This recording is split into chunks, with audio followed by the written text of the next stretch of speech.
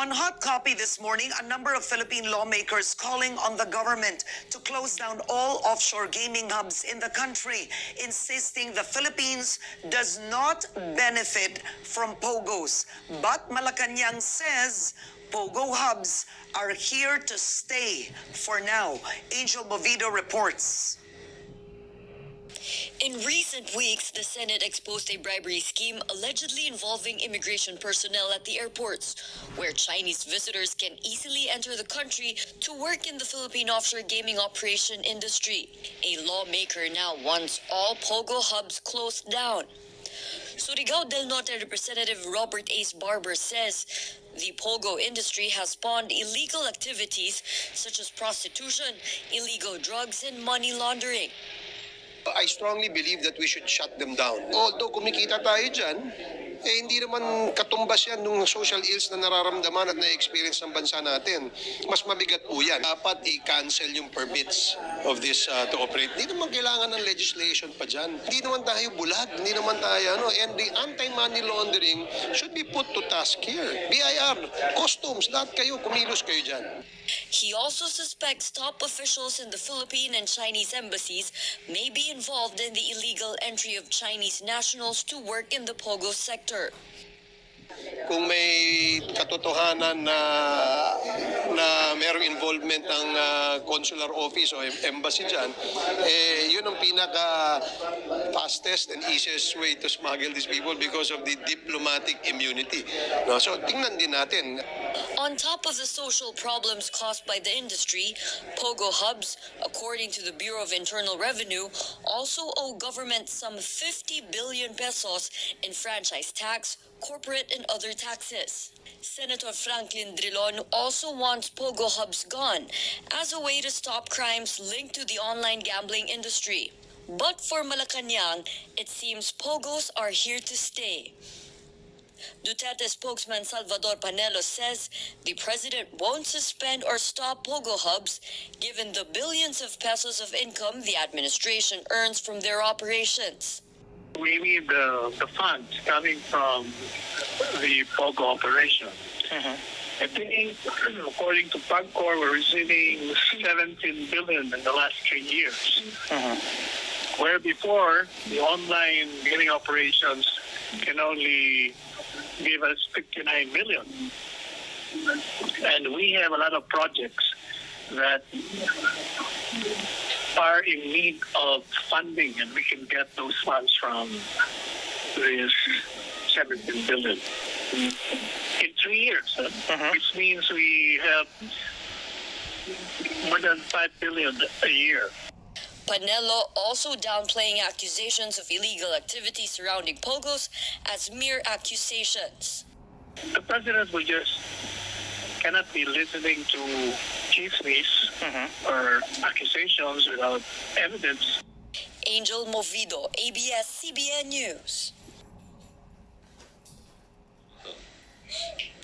On Hot Copy this morning, do the benefits outweigh the consequences of allowing POGOs to continue to operate in the country despite the rise in criminality brought about by the influx of offshore gaming operators? Not mentioning also as well the alleged money laundering that goes with it. Joining us this morning is Senator Richard Gordon, chairman of the Senate Blue Ribbon Committee. Senator Gordon, an honor. Thank you for starting the week with Headstart. Always a privilege. And let's start with this. Over the weekend, after that very alarming Senate hearing of what you've exposed with AMLAC, the president, through Secretary Sal Panelo, has spoken and said, POGOs, President Duterte won't suspend or stop POGO operations because PAGCOR reported to the president that POGO operations are okay. What is your reaction to that? It's not totally okay, but I'm not ready to close it down because you're going to create a big bang in the budget because these people are expecting this money to come in. And it's not sizable enough, but it can be more sizable. It can be more of an impact, no? But the real problem here, the real pain, is the money laundering. You have to stop that money laundering because you're getting in a period of 6.5 months continuous flow like a freight train loaded, and you're not stopping it. They have brought in about almost $650 million. That's 32 billion pesos that's coming in, and their excuse is, oh, we cannot stop it, we cannot freeze it. Of course not. You can't, because you already caught somebody with $700,000 that did not declare, and it was frozen, and they filed suit against them. And because of that, Money Laundering Council was already informed by Customs. Customs did its job in this particular case. It's Money Laundering Council and Central Bank that are not quick on step to do something about it, because how can you not question one family, $2 million, $3 million, $4 million, $1 million Hong Kong, things like that, no? And you should ask, what is the source? Under the law, they're required to do it in writing. You cannot go beyond $10,000, and unless you say in writing, and declare the source and declare the purpose. No, makita mo yung karamihan, walang purpose. Yung iba, walang source. And they're letting them in. So what does that mean? Money is coming in, it's going into drugs, it's going into perhaps paying off some politicians like or immigration. It's going into all kinds of things that could go into very, very disastrous situations for us. Okay, Senator, that Senate hearing was very revealing in the sense that it appeared that the AMLAC appeared to be one, toothless, powerless. And I want to ask you that because when you asked Mel Racela, they said that they can't take action, and this is the exact quote they told you in the Senate. Let's start with this. They can't take action unless established unlawful activity related to money. Good faith is presumed with the monies that is found. You know, he's taking it literally. The predator, the what you call predicate crimes are listed. Among them is smuggling. There was a smuggling on dollars. They'll say, oh, smuggling is on goods, not dollars. But the point was he was caught smuggling in the dollars, not declaring it. What do you call that? By the way, in the particular case of smuggling, they're after taxes violated. In the case of Pogo, in the case of money laundering, that means the government says you have to declare in writing and you have to declare the source. Why? The principal reason is money laundering. We want to know, we want to make you stop, and we want to detect, and we want to make sure we know where that money is going, because that is a threat to the security and economy of the country. So, Senator, what should AMLAC be doing that they were remiss in? Well, the moment... I mean, clearly you gave them a scolding at the hearing, but what should they have done? I don't scold. I just tell them, you're not doing your job. Okay. I mean, to me, the fact that it's amazing that a lawyer, master's degree holder, says he's afraid to act. I don't know why he's afraid to act. At the very least, what will happen? You're not taking away the money. You're seizing it, freezing it until court cases are filed against them, or AMLA, or Customs files cases against them. At least you're holding on to the money, and at least they're going to come around and say, where did that money come from? Specify. Where is the source of that money? Where did it go? What is the better deal? You let them go and you don't know where $650 million went into this country? My gosh, you could have people paid off and arm a lot of people, maybe corrupt the soldiers and say, oh, babayaran mo kayo, tumba natin itong gobyerno. You could do that. That's within their own possibility. They can create a whole slew of spies in our country. And don't laugh about that, because it's something to sneeze at. Because in Australia right now, one spy, a 27-year-old spy of China, came out and exposed himself in 60 Minutes saying he's sent there to spy and disrupt. Even in Hong Kong, they have spies, and certainly even here. What is the average age of Pogo? That's why I'm scared of Pogo sometimes. It's between 20 to 27, 20 to 30. These are soldiers, these are militia. It could be militia, just as the fishermen out there are militia. Okay, you just said AMLAC isn't doing its job. Yeah. In the hearing, they said a person may only be penalized if the money he's in possession with, he knowingly knows are proceeds from a crime. Do you agree with that? No. because it falls under suspicious circumstances. You see, this guy wrote a lecture on banks, on knowing your customer. In customs, you have to know the smugglers, you have to know the money, people who are trying to take in money, and you know, make it fit. They reverse their role. Hindi nila tinatago. They're declaring it. You see, we're legal. We're declaring it. You can't stop us. No, you can't. You can. At the very least, they should ask them, where did the money come from? And where is it going? Then they have to answer. It cannot be one-liners. I mean, you can detain them, put them aside, and say, where is this money coming from? Oh, by the way, you did this 3 days ago, and now your brother is doing it, and your cousin is doing it, and now the Chinese are doing it, and you're not going to stop it? That is treason. As far as I'm concerned, not in the strict terms, sense of the criminal law, or what treason is, but it's treason in the common understanding of people, treacherous to the nation. So you don't need an amendment for the AMLA. Oh, we'll accommodate them. Do you still If they need really- an amendment, or do you feel that the law is powerful in itself? As far as I'm concerned, we're talking about the situation. In 6 months, $650 million came in. And they did not do anything to stop 2 million. They did not stop 3 million. They did not stop 5 million. Every day it was coming in, and they were not doing anything to stop. What are they for? They're the sentinels against money laundering. They're the sentinels against people who will try to win out. Take a look at where it went. My feeling is it could be 4 ways. I'm pretty sure it went to real estate. Now, your children and mine, when they grow up, they will never be able to buy property in Manila.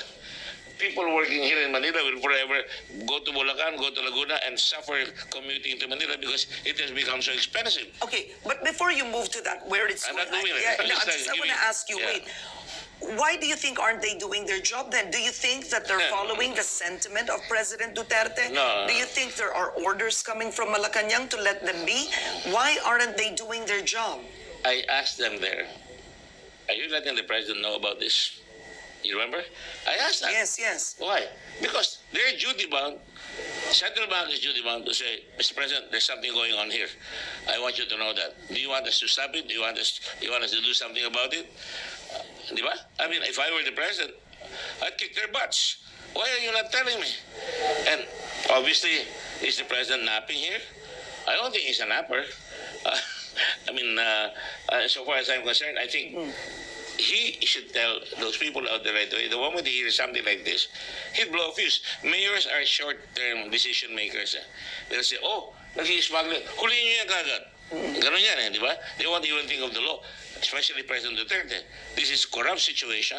You arrest them right away, or detain them, or get the money. Okay, 32 billion pesos in a span of 6 months. Senator, should Executive Director Mel Racela be replaced already as the AMLAC head? At the very least, mahina ang loob niya. He doesn't have the cojones, if I say it in Spanish, at the same time, he's not using his law. The law's purpose in money laundering is to prevent profits from crime to come in. Is to protect the security. Now, supposing that money is used by ISIS or ISIL. Do you know? In fact, one of the foreign exchange dealers, it says that foreign exchange, in the money laundering law, foreign exchange are high risk. They're high risk. Banks must always, the money laundering council should always be looking at the reports of foreign exchange dealers. But this guy says, foreign exchange. Di dapat hinanap nila, especially since I got the report, I don't know, it's A1, it's going to Marawi. There's a foreign exchange in Marawi. And I'm sure there are foreign exchange dealers in Marawi. The reason this is important is you yourself said at the beginning of the show, we can't stop Pogo just like that. Yeah. You agreed with it because Yeah. it said there's going to be an effect. Right? There are about 40,000 people, Filipinos employed. So now, Never mind the Chinese. yeah, so now the key is, what do we do to better regulate Pogo? So we'll start with the steps. I'll ask you, in the hearing, AMLAC told you that 14 billion pesos worth of the 54 billion transactions are linked to suspicious activities. In other words, they were telling you, and they told you that 138 million in Pogo transactions Pesos, huh? pesos, Not yeah, dollars. were linked to drug trafficking. They themselves were admitting it to you. So my question is, if they know that 138 million pesos in Pogo transactions is linked to drug trafficking, who's in charge for something like that? Well, you know, they have powers to have the cooperation of PIDEA. They have powers to tell customs, hulihin nyo yan. Ito ang policy natin, hulihin nyo yan. Freeze it. Dribble it para until you find out where the money is going, di ba? Isn't that sensible? I mean, they confiscate money. In America, they confiscated high politicians' wives and in Russia, they confiscated the money. Why can we not confiscate the money here? So are we not prepared? I mean, the country, is the government not prepared just for the shock of one, the amount of money coming in, even the rise of prostitution? In other words, Senator, are our agencies not prepared? Let me turn the tables on you. Is there umbrage? People are so busy working, trying to get to their offices, they cannot have umbrage because they don't understand what's happening. And it's going to hit them like a freight train, like I said. Because we should tell them, and that's why this hearing is so important. That's why I do it in Tagalog whenever I can. Because the common man is going to be hit. He's going to be hit by homes. He's going to be hit by drugs. His daughter can be enticed to go to prostitution and service is Chinese. Ang dami. Ang dami. National security would be compromised. You know, 32 billion. How much did we get from the recent taxes? You know, 18 billion or 17 billion for In 3 years. in 3 years. Yeah. And that's PAGCOR. That's PAGCOR. But for the taxes that were asked by the government, I don't know if we hit 60 billion. I think we hit 18 billion or thereabouts. I may be talking to my hat there. But to me, when you're getting 32 billion pesos like that in 6 months, if you held on to it, di ba matalo ka sa court, at least na-hold mo, at least nalaman mo, you know where the money is going and who's bringing it. Is it a syndicate? Pakitang-kita naman, family, every day. One member of the family brought in millions and millions of dollars for 59 times. O, di ka ba magdududa? O tulad nun, what you showed in the Senate, no, that was very shocking. And I want to ask, in terms of processes, when they themselves detected that, they actually saw it, who was accountable, who was responsible for flagging them, stopping them, questioning them? Who should have done it, Senator? It goes through customs and there are rules. Oh, okay. The rule says if you're, again, I said, now you have to do it in writing, explain the source, and explain what the purpose is. And then what you do is you have to have protocols. I have not seen any protocols on that. So we have a problem there. No, we don't have a problem because now, insofar as I'm concerned, you know that the crime is being committed or is about to be committed. And you let them go? Yeah.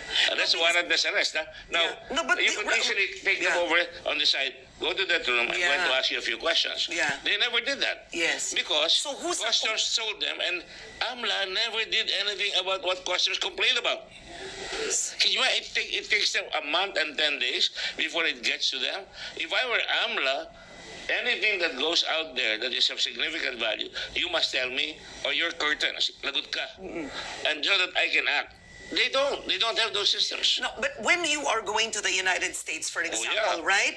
You have to declare 10,000. If anything that's more than $10,000, you have to declare it. Right. So that's specific. There's a piece of paper you need to fill up. Number Yeah. two, if you lie and they catch you in the airport, you're detained. So my question's quite simple: is who's supposed to do that job when they see a foreign national carrying that $600,000 in cash? If he does not declare, he's looking at the jail term, he's looking at fines, and he's looking at he lost the money. Yeah, but who didn't do their job at the airport?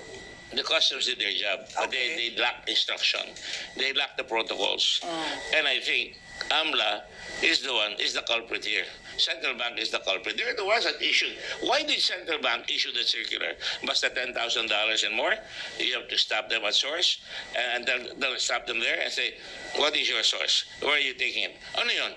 Grade 1 question. Oh, I got this from my mother. Or I found it in the streets. Yeah. What But is then that for? they weren't stopped. That's the thing. They were allowed to get out of the airport. So whose job was that? Well, it's really the job of customs right away because they're supposed to be the agent of central bank. There's a circular. They have to follow that. No? And common sense dictates na the whole purpose of money laundering. The whole country should be for that because masisira ang economy natin. And so, as a customs commissioner or as an agent of customs there, they must act right away. And then there will be done. Because at least Yeah. you stop something Yeah. that could be dirty, that could be deleterious to our country from going in. The reason I don't mean to belabor the point on this is after that very shocking Senate hearing, the ordinary Filipino wants to ask whose kids will roll, right? You've exposed 30 billion pesos in money laundering. So, ang tanong ng pangkaraniwang Pilipino, gano'n na lang ba yun? Here's a Senate hearing, who should be fired? Who should be replaced? I was shocked, and frankly, Don was disappointed. I am not disappointed. I am totally shocked beyond belief that a guy will tell us, "Oh, we cannot do anything about it." All right, let's say there's a hiatus in the law. May bakat yung law.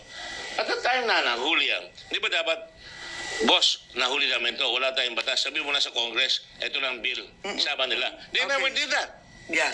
Okay. So It's been going on for a long time. So you've talked about AMLAC and also customs. In the hearing, another shocking thing is they've actually itemized it for you. Yeah. They said there's 2.2 billion pesos funds that are not commensurate to client profile, 2.4 billion pesos deviations from clients' profiles, and others were in 4.9 billion pesos violations in electronic commerce law. My question with these amounts, 121 million in fraud, but what are the role of the banks? Okay, the banking system. The what bank is is supposed the to role? report right away. Okay. And that's why the banks are given these lectures all the time by this gentleman from this guy, Rosella. He even has a PowerPoint presentation. And he says, these are the risks. And he classifies, lots of money coming to the airport, going to the foreign exchange as high risk. And money that is not reported, that is not, you don't know the source, you should consider that as suspicious already. You don't have to have the law to do that, Yeah. Is it safer for the country, Senator, because the money coming in from Pogo is huge amounts of transactions every day, and you tend to have bigger banks more fearful or cautious, and they ask them to close down these accounts. I know of one specifically, I know. but the question now is they move to provincial banks, That's right. thrift banks, rural banks. Is that the safer way to go, or would you prefer, as a lawmaker, that they're in big commercial banks so the monitoring is better? They're being monitored. Every day they have to report. Anybody you and me, when we deposit more than 400,000, all right? Or more than 500,000, more than 400,000 lang yan. You have to, they have to say, where'd you get the money? And if you deposited, let's say 1 million, where'd you get the money? They're required to report. Yeah. But where would you prefer? Where is it safer for the Philippines that Pogo money is in? Is it in big commercial banks It or doesn't in matter the thrift banks? size of the bank. Okay. The point is they have to report. And if they don't report, AMLA and central bank has to crack down. If they don't, then they'll be doing, they should be doing their homework in that regard. Are banks doing their job? Are you satisfied with the Bangko Central, frankly? I have no knowledge sufficient to form a belief right now that the banks are doing it. All I know is when I deposit something, I'm an eminent person. I'm profiled as a high value, a high politician, and therefore they must tell me where'd you get the money, and they are going to ask me all these embarrassing questions. But then clearly, the question is, are they doing the same for Chinese nationals that are... You want me to speculate? Bibigyan kita ng malaking deposito. Sige, bahala ka na. Hindi mo kanya. Mag-cash yung doon na tayo. Bibigyan ko kayo. And then they could pay the bank teller, or they can pay anybody. But of course, it all depends on the focus of the Money Laundering Council on whether they're really supervising the banks. Now, some Pogo supporters say that regulation is what's important. It's not, in other words, don't crucify the business itself. That's what they were saying. So I want to ask you, sir, for example, right now there are 60 Pogos that have permits, but only 11 are registered with the SEC. So who isn't doing their job in that respect? I mean, you grant... Backcourt has to follow up, and they have intelligence funds as well. And the military has intelligence funds, the police have intelligence funds. Use it. Central Bank has an intelligence fund. Money Laundering Council has intelligence funds. Use it. Now, per se, I'm not in favor of POGO, per se. But it's just like the bases. Take out the bases and a lot of people will be, like ABS-CBN, tanggalin mo, sabi, 11,000. And we have to be consistent, no? So, you have to say, all right, may sunset provision kayo dyan. Or okay, later on, if we can regulate it, fine. Because they have this in London. They have this in Ireland. In England, they have this. No? So it doesn't mean that they're doing it right. It means that they're probably securing it better than we are. Yeah. Because we're so loose. Yeah. Now, take a look at what happened in America, and you probably saw Godfather too. And they said, we're going to Havana. We're going to Cuba. They're friendly to us. In Las Vegas, they tax us to smithereens. So when we go there, everybody's friendly. We can bring our money in, bring our money out, deposit it in banks there. So they decided Batista was going to, the dictator there, was going to help them. And what happened afterwards? They lost their pants because Batista was removed. Okay, so PAGCOR, you feel, should be doing much more. I mean, clearly they're fighting for POGO to stay, but why would they grant 60 permits and allow that only 11 are registered with the SEC? So in terms of changing processes and better regulation, what should be the process, Senator? You must be totally committed and passionate about making sure that you track them down. I want to track them down simply, let's say, for national security purpose. Nasaan kayo? Ilan kayo dyan? Average age No, dyan? the offices. Yeah, because this could be used to topple the government. You give them firearms or you give them anything, they can rush to Malacanang and manggulo, no? And then backed up by the Liaoning of the Chinese Navy, mahihirapan tayo. So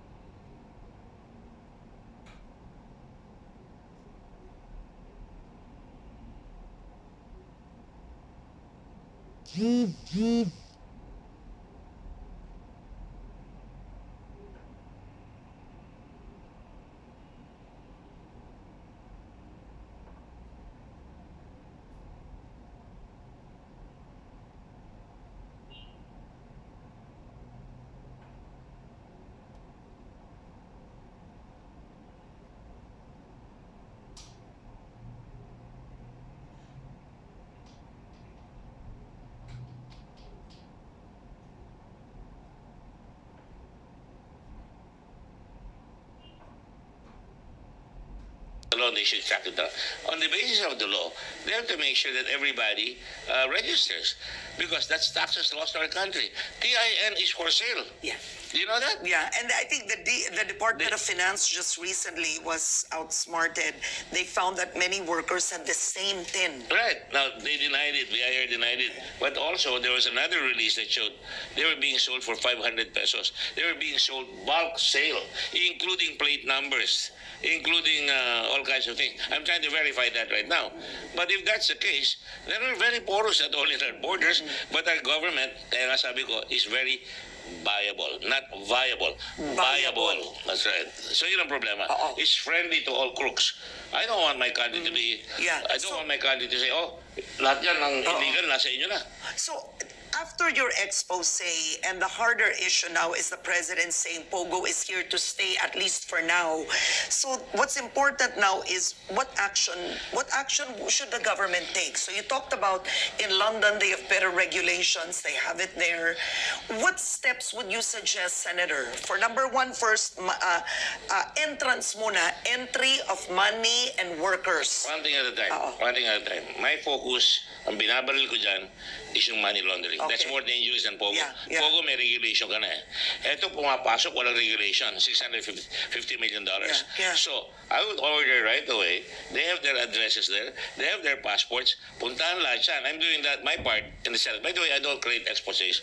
I want to do something. Ayoko nagpapasabog. Go on. To But anyway, what should we make do? the point Yeah. is, pinapatawag ko yan ngayon. You come over here. Yeah. And I can ask them now, saan galing yung pera yan?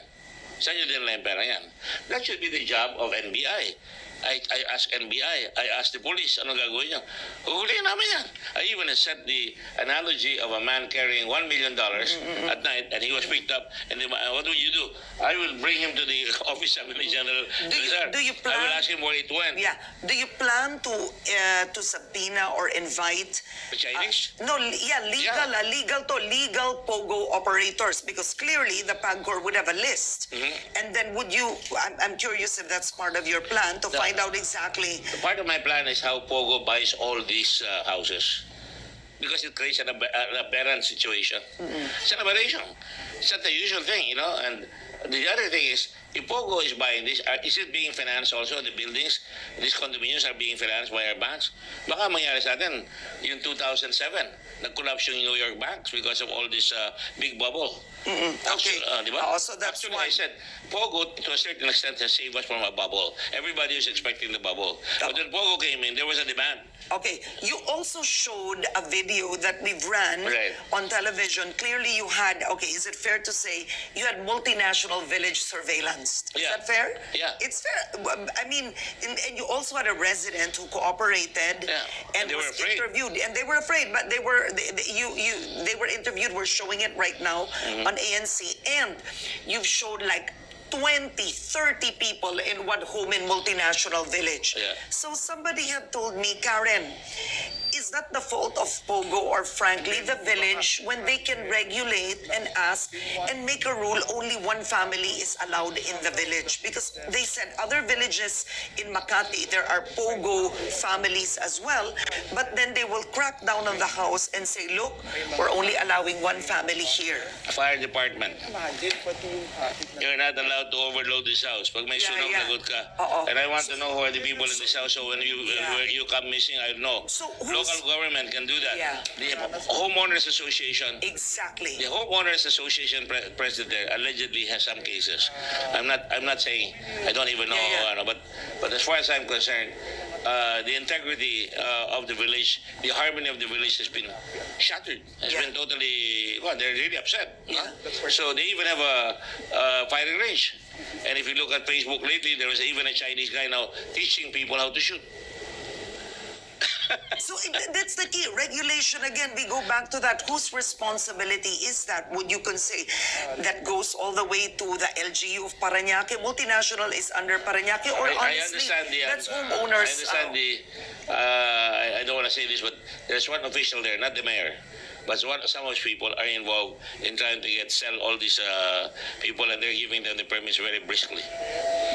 But then you can't sell land to foreigners. No, you're not selling. They're just leasing. Yes, And can you yes. imagine? I would be disturbed.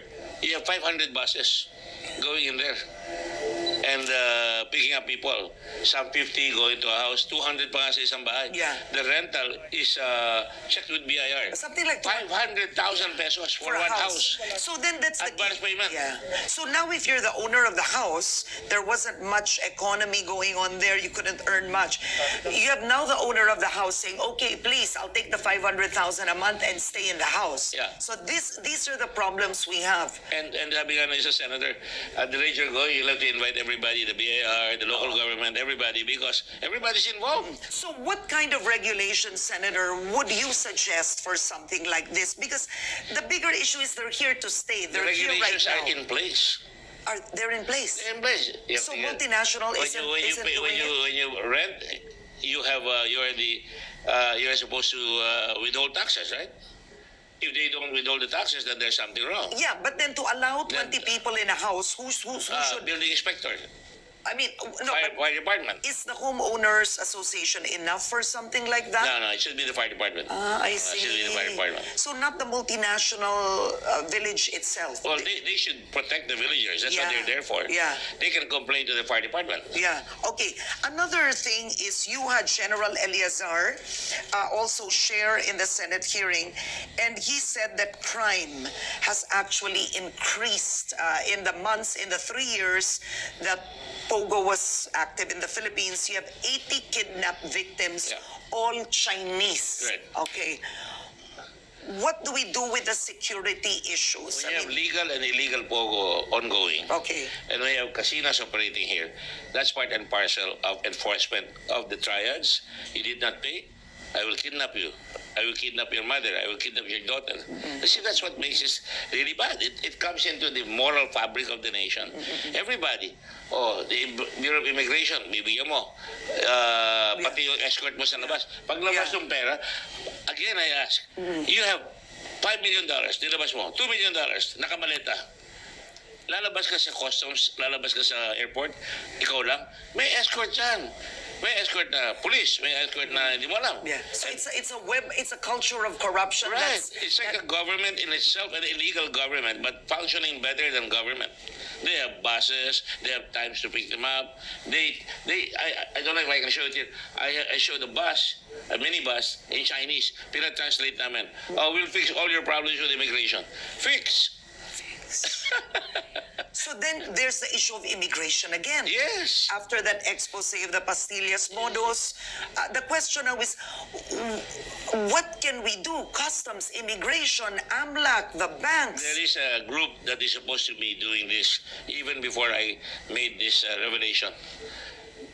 Cost Central Bank, all these other agencies, finance, labor, BIR, they should be talking about this regularly, but they're not reacting. They're literally caught with their pants down. Is government sleeping on the job, Yes. frankly? Yes, mabilis ha? Yes. Yes. Either deliberately or simply sleeping. All right. Is Senator Richard Gordon, a viewer, is asking, Ricky Trinidad is asking, please ask Senator Richard Gordon, why no implementation of Customs and Department of Finance of pre-shipment inspection of all containers to prevent smuggling, especially of drugs? I guess specifically coming... I'm smiling because Yeah. that is one of my main and principal recommendations. I'm beginning to think that people in the government are not one. That's why I'm very strict. I put them in contempt if they don't show up. I'm almost about to do that. If I need somebody and he doesn't show and he's with the government, I'll put him under contempt. Yeah. Okay. We have 5 minutes to go, but I need to ask you quickly now. We're gonna move to COVID-19 because this is Before you do that, I just want to remind the people. yeah. Etong money laundering, parang this law is special law. That means it's mala prohibita. You don't need to show intent. You don't have to show intent. It's just Mere possession of money. questionable amounts. Yeah. Okay, so very quickly, I'm just going to ask you directly. Should Mel Racela be replaced? Yes. Would you suggest that? To Yes, the I already said president? that in my. You did. I So- already said that she should be replaced. Okay. What action should the government take since the president said Pogo's here to stay and you said it can't be removed quickly so that there are better regulations in place? Do we need Karen, a task let me ask you a force? question. What do we need? If the president says, or the central bank says today, you pick up everybody who's bringing in money in maletas and you investigate them. Tapos yan. That you shut the door. Can you imagine? You're closing the door on banks, on money exchanges, on all these things that they're supposed to be watching. And you open the main door of the country? That's ridiculous. Other than money laundering, I want to ask you about the workers because, of course, wala nang visa upon arrival. But when a Filipino works abroad, you can imagine what Filipinos go through in terms of paperwork. Correct. Just to be able to work legitimately abroad, whether as a domestic helper. And yet, it seems that Chinese workers come in quite easily, along with the expose in the Senate of the 10,000 peso pastillas modus. But what should we do to have better, I mean, even the workers, the profile of the workers themselves? They should do it enthusiastically. To be fair, Oo.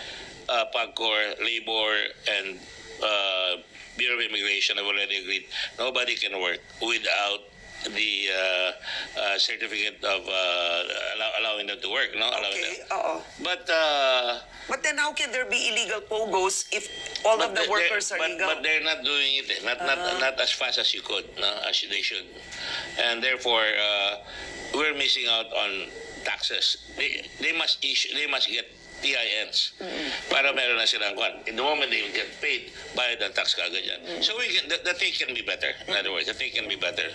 But these guys are getting all the profits from Pogo without regulation. Kailangan talaga ma-regulate yan. Okay. Next question is COVID-19. We're on red alert. Oh, yes. Okay. As the head of Philippine Red Cross, okay, are we doing enough? Now there are 10 cases, well, total. That's the latest from the Department of You Health. expect it to grow, but I don't think we're going to be a California or going to be a Seattle or Washington. Here, it's beginning to be hot, 35 degrees kapon. Now, I imagine hindi masyadong gagalaw yan. But nonetheless, we should be careful. If we have to quarantine schools, do so. Better safe than sorry. So it's not an overreaction, Senator? I mean, now you have Navotas, I think, no classes. The only thing you have to San Juan, fear, even really, some parts of the you know, how many people die of cancer every day? How many people get shot? How many? Eto, wala pa tayo namamatay dito, di ba? Isa lang ata yung namatay, di ba? na foreigner, Na like foreigner pa. My point is, you know, all these Facebook postings, they're good, but get the information correctly. You're giving all kinds of suggestions, and that's fine. But remember, you are instituting fear. And once you fear, you panic. And when you panic, wala na.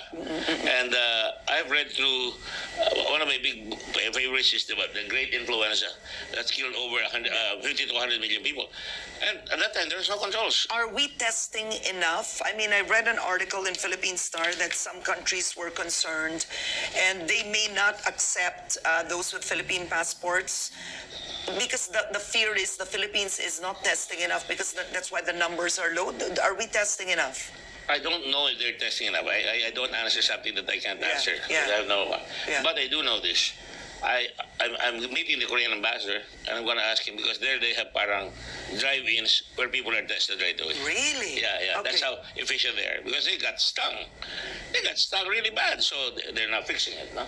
So we need those tests. I understand there's a test kits in UP. I don't know how effective it is. But in Red Cross, what we're trying to do now, and I'm trying to start it hopefully by Wednesday, we will have an answering desk there with doctors. For example, my grandson got sick last week. Ako na ito. And I was, oh my gosh, what am I going to do? I cannot bring him to the hospital. Who do I talk with? These are things that a desk from the government and from Red Cross can answer. Relax lang kayo, kunin yung temperature, kung muna kayo lalabas, and if you have to go, we are going to bring one. Right now, for example, we have ambulances ready and they have PPEs, you know, personal protective. Tatapo mo na yung paggamit. So now, we're going to come up with, we're trying to buy what is the term for it? Is it like washable? An ambulance okay. where the driver is separated. There's a partition. Something about I'm Yeah, it's all right. It's all right. Now, next, are you satisfied with how the Department of Health? I think there's a task force right now that how they're I handling. don't believe in task forces, but I believe the Department of Health is doing its best. I think Secretary Duque is really stressed out. I don't like his job right now. I wouldn't, but I'm not going to judge that he's doing a lousy job. He's been doing an excellent job. And the matter here that is important is information. Keep the people informed, coming from reputable agencies in the Department of Health, and work with them, and I work with them in the Red Cross, and I don't really work with them directly. I sympathize with them, and I want to make sure my object is the people out there has to be assisted. If they have questions, you have to assist them. Okay. Senator Richard Gordon, we don't have enough time, but just quickly, another hearing. You're setting for another hearing Thursday. with Pogo this Thursday. Who's invited to the hearing now? Are we going to hear a different side? Everybody who brought the maletas, They're going to be all there. we've subpoenaed them the first time. Okay, so you're talking about essentially Chinese Pogo workers, officials, China, maybe families. some Pogo operator will be asked. Okay, all right. Because I want to know whether they're involved in the money laundering to buy property. All right. Thank you so much, Senator Richard Gordon. That's Headstart today.